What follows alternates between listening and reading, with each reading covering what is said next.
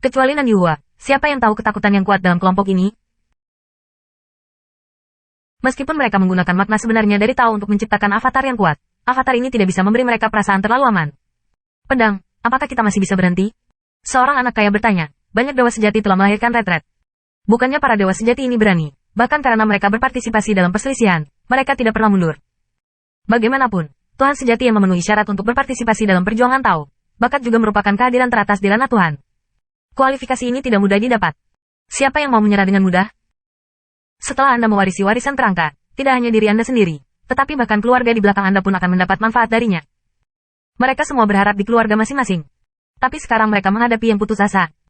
Ular berumur 100 hari ini adalah makhluk yang terkenal dan ganas di zaman kuno, dan tercatat dalam banyak buku kuno yang telah diturunkan dari zaman kuno. Ketika Anda membuka ular putih, siapa yang tahu apa ketakutan para dewa sejati ini di hati Anda? Bahkan jika hanya ada 1 dari 10.000 kemungkinan, para dewa sejati ini akan memperjuangkannya. Jika gagal 100%, secara alami akan melahirkan pikiran yang mundur. Pedang memandang para dewa yang benar dan segera tersenyum. Kamu bisa kembali. Kamu masih ragu apa? Kami mundur. Bagaimana bisa kembali ketika kamu datang? Semua orang memegang kelompok. Pada saat ini, Jian segera berkata, kata-kataku belum selesai. Kembalilah, kembalilah, pendekar pedang kita tidak akan kembali. Dan avatar yang ditakuti itu sudah berada dalam kabut asap ini. Kata pedang dan telapak tangannya pedang yang merampok masih bergetar di tangannya. Dan benda-benda melayang dari utara ke selatan, yang berarti bahwa avatar-avatar itu telah mengelilingi mereka. Perjalanan kembali mungkin akan mati bahkan lebih buruk. Bagaimana Anda memilih? Lihatlah dirimu sendiri. Para dewa sejati menyaksikan pedang-pedang di tangan pendekar kesunyian. Pendekar pedang tidak diragukan lagi adalah tulang punggung tim ini. Jika dia tidak memiliki kepemimpinannya, itu hanya akan lebih buruk jika dia kembali ke akhir. Ayo pergi, mungkin masih ada perjuangan untuk kemajuan, kata pedang itu, memandang ke Luo Zeng dan Luo Wei, dan segera berkata, karena pendekar pedang kita telah bertarung berkali-kali, tidak ada yang pernah mengembun dan muncul di tubuh bagian tengah dan atas. Situasinya tidak seburuk yang Anda pikirkan. Ketika saya mendengar pedang, saya berkata bahwa kebenaran tiba-tiba menatap Luo Zeng dan para avatar di sekitarnya. Mereka tahu bahwa avatar Luo Zeng berbeda, tetapi tidak jelas seberapa kuat avatar itu. Pendekar pedang berkata bahwa dia dengan hati-hati menjaga pedang di tangannya dan menuntun anak-anak pedang untuk melanjutkan. Luo Zeng dan Luo Wei tidak membicarakannya. Nan Yuhua melirik para dewa yang sebenarnya, karena takut bahwa para dewa yang benar ini akan melampiaskan kemarahan mereka dan memulai tangan mereka sendiri, dan juga berlari sepanjang jalan. Di antara barisan, ada juga dewa kecil yang benar. Dewa ini adalah sepasang mata seukuran kedelai, menatap asap di kejauhan, dengan sedikit senyum di wajahnya, lalu berjalan pergi. Tuhan yang sejati ini sangat tidak mencolok dalam barisannya, dan kebanyakan orang tidak dapat melihatnya. Ketika dia turun dari puncak Luomu, dia dengan akurat menyatakan jumlah dewa sejati yang mati. Faktanya, kualitas avatarnya juga sangat bagus, hanya sedikit lebih lemah daripada avatar penyanyi. Jika itu adalah pertarungan biasa, saya khawatir itu juga sangat menarik. Tetapi kali ini, kinerja dua saudara dan saudari di Luo Jia terlalu menyilaukan. Sebaliknya, tidak ada yang memperhatikannya. Dewa-dewa sejati lainnya, walaupun sangat terjerat dalam hati mereka, tetapi juga tahu bahwa mengandalkan kemampuan mereka untuk kembali dapat mati lebih cepat, dan hanya bisa pergi ke kulit kepala. Hantu oriental itu menghancurkan ramuan obat putih susu dan melemparkannya ke Tang Jie. Melihat ke belakang Nan Yuhua, ada senyum sinis di wajahnya. Aku tidak mengharapkan ular yang bersentuhan itu muncul. Ini benar-benar besar di dunia, tidak heran. Ini membantu saya. Tetapi ular yang tersentuh 100 ini tidak ada artinya dibandingkan dengan hal itu. Saya khawatir itu bukan apa-apa. Bahkan dalam kabut, jalan yang dibawa pedang bukan tanpa arah. Tanah pertikaian adalah bagian berbentuk baji terbuka, yang akan semakin sempit dalam satu arah. Meskipun pedang-pedang di tangan pedang itu sangat bergetar, jalannya tiba-tiba mulus.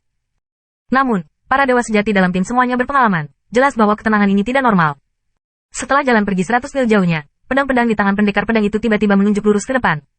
Hati-hati. Azimut, positif, depan. Pedang itu berkata dengan keras. Hei! 10 avatar teratas dengan cepat menduduki puncak. Avatar ini tidak akan hancur untuk pertama kalinya. Anak-anak seperti pedang dilatih untuk mengendalikan avatar mereka sendiri. Hei! Sesosok tinggi keluar dari kabut asap. Itu adalah badak raksasa yang berwarna abu-abu. Badak raksasa paling mencolok dengan sudut tajam di hidung. Di sudut tajam, sinar ungu terus melingkar di sekitar cincin guntur. Masing-masing dari 4 kukunya ada di tanah. Meninggalkan jejak guntur, itu seperti raungan menderu. Saya tidak tahu di mana ular itu bersembunyi di masa lalu. Tiba-tiba, itu seperti gunung yang bergulir, disertai dengan ledakan cincin petir di sudutnya yang tajam. Momentumnya luar biasa. Keluar. Pedang itu menjerit. Bagian depan keluarga pedang dipisahkan antara kedua sisi. Itu raksasa yang gemuruh. Keganasan 5 tingkat di pegunungan Zhouling. Ini adalah inkarnasi dari siapa yang takut. Bawa dia siapa dia, lari cepat. Jangan keras melawan orang ini, benda ini berbulu, gunung bisa memakainya. Anak-anak seperti pedang baru saja menjauh, dan para dewa sejati dengan cepat memisahkan jalan. Badak raksasa Benlei adalah objek 5 tingkat yang sangat ganas, juga terkenal di pegunungan Zhouling. Namun, meskipun badak raksasa yang kuat itu ganas, tetapi hikmatnya tidak bisa tinggi. ia terkenal dengan smashingnya. Begitu ada dewa sejati yang memprovokasi badak raksasa yang kuat ini, dikejar oleh badak raksasa ini, dan ia dilengkungkan melalui belenggu gunung. Ratusan gunung. Pergilah, jangan berurusan dengan badak ini secara positif, kata Luo Zeng. Meskipun Luo Zeng juga ingin mencoba kekuatan avatar ini, tetapi melihat badak ini bergegas ke momentum, tidak ingin melawan yang sebaliknya. Siapa yang tahu bahwa Luo Xiao tersenyum dan berdiri diam? Bagaimana? Luo Zeng bertanya dengan aneh. Adikku lupa bahwa aku sudah lama tinggal di Zoulingsan.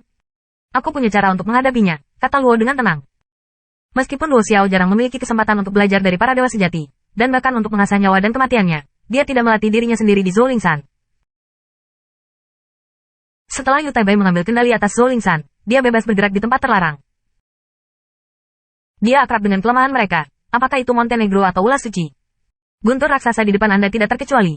Ini tentu saja sengit, tetapi Luo Wei mengerti bahwa badak raksasa yang kuat memiliki denyut nadi yang fatal. Bagaimana mungkin aku masih tidak pergi? Hindari dengan cepat. Pendekar pedang itu sudah pergi jauh, tetapi tiba-tiba dia melihat bahwa dua saudara lelaki dan perempuan Luo Zeng masih tidak bergerak, terutama Luo Luo, yang masih berdiri di depan. Dengan tubuh mungilnya menghadap gunung seperti guntur raksasa. Benar-benar lelucon. Tetapi ketika dia berbicara, badak raksasa yang bergegas sudah bergegas ke Luo Wei.